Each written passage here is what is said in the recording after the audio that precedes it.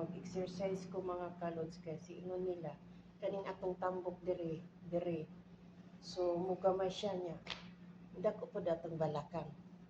Try na to mga kalods. 100 counts. So kailangan anak daw siya. O di ba? Dili ta mo anak no. Anak daw. Sakita mga kalods. So pagani ta kasugod ni sakit man akong hawak. So sige sugod ta mga kalods. Yeah.